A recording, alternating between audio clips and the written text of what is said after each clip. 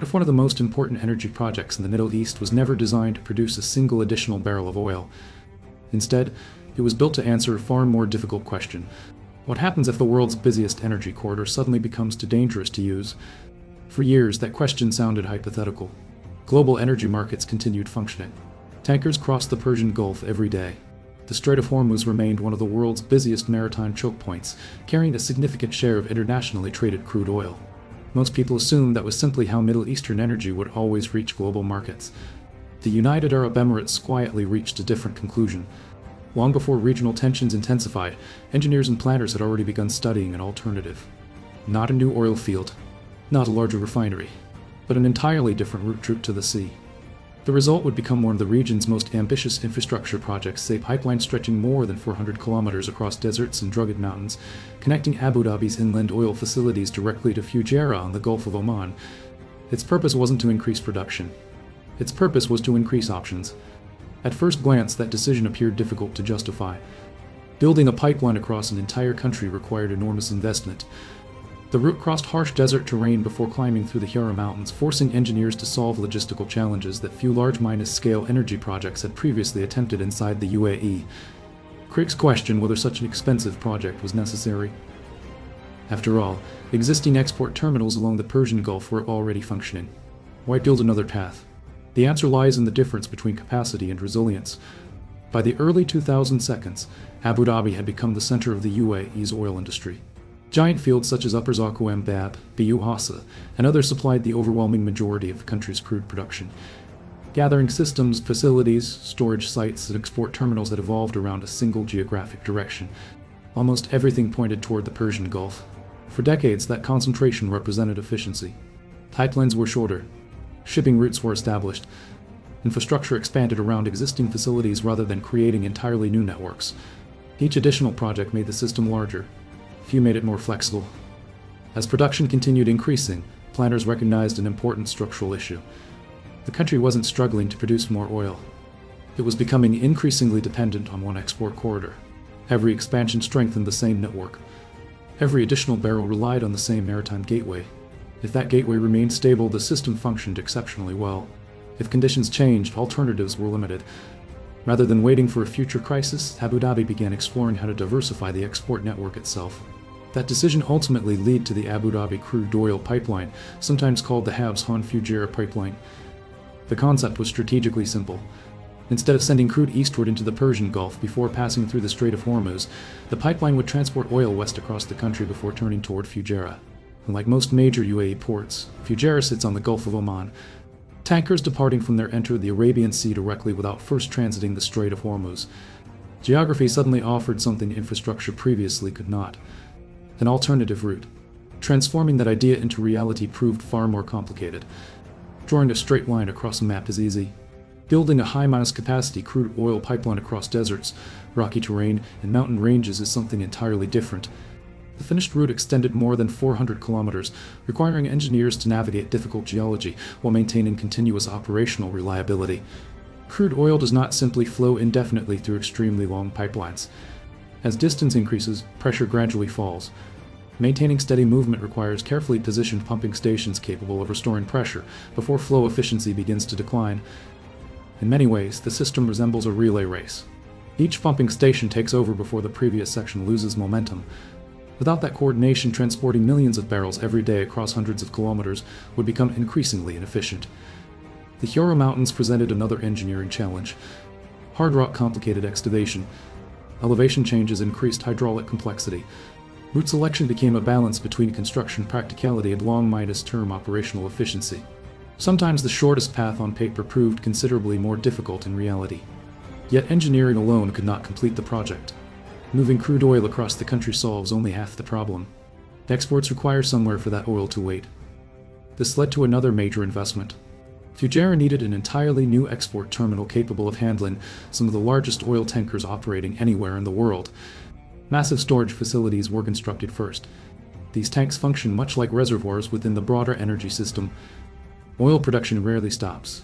Ships arrive according to entirely different schedules.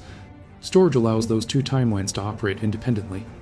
While one tanker departs, another may not arrive for hours or even longer. Production continues regardless. Once sufficient volumes accumulate, very large crude carriers capable of transporting roughly 2 million barrels in a single voyage can be loaded efficiently through specialized marine facilities. By the time the project entered commercial operation in 2012, the UAE had achieved something far more significant than simply completing another pipeline. It had created a second export architecture. For years, however, that achievement received relatively little international attention. Nothing dramatic happened. Tankers continued sailing. Global oil markets remained supplied. The new route existed quietly alongside the old one. Yet beneath that calm surface, something fundamental had changed. For the first time, one of the Middle East's largest energy exporters possessed two completely different paths to international markets. That flexibility would soon prove far more valuable than many observers initially realized. The project entered service in 2012, but its true value would not become clear until years later. For a long time, the pipeline attracted surprisingly little international attention. Oil prices rose and fell. Global demand shifted. Tankers continued sailing through the Persian Gulf exactly as they always had. To many observers, the Habs-Han-Fujairah pipeline looked like an expensive piece of redundancy, a backup route that few expected would ever become essential. Then the regional security environment began to change. A series of attacks on commercial shipping and energy infrastructure forced governments and energy companies to reconsider assumptions that had remained largely unquestioned for decades. The discussion was no longer simply about production. It became increasingly focused on transportation. Oil sitting inside a reservoir has little value if it cannot safely reach international markets.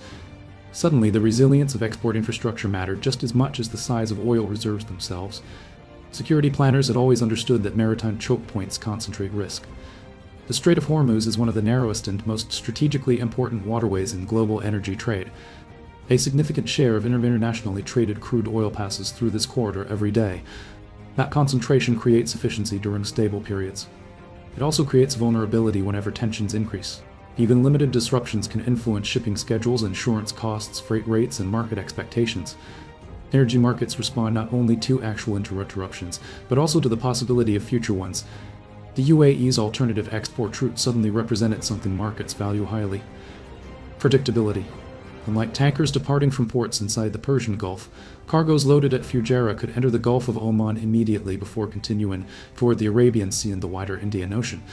The pipeline did not eliminate every geopolitical challenge. It simply removed one particularly important dependency. That distinction became increasingly meaningful. Instead of relying exclusively on one maritime corridor, the UAE could distribute exports through multiple routes depending on operational conditions. From an engineering perspective, redundancy often appears inefficient. From a strategic perspective, redundancy frequently becomes one of the most valuable investments an organization can make. Airports maintain backup systems. Electric grids build reserve capacity. Data centers duplicate critical infrastructure. Modern energy networks increasingly follow the same philosophy. The objective is not merely maximizing efficiency during normal operations. It is maintaining continuity when conditions become less predictable. That philosophy influenced later upgrades as well. Rather than treating the original pipeline as a completed project, ADNOC continued expanding Fujairah's role within the country's broader export system. Storage capacity increased. Marine loading infrastructure expanded. Additional facilities were planned to support larger export volumes while improving operational flexibility. At the same time, engineers began placing greater emphasis on physical protection. Large sections of infrastructure were designed with resilience in mind rather than efficiency alone. Buried pipelines, reinforced facilities, redundant pumping systems, and distributed operational controls all reflected a changing understanding of modern energy security.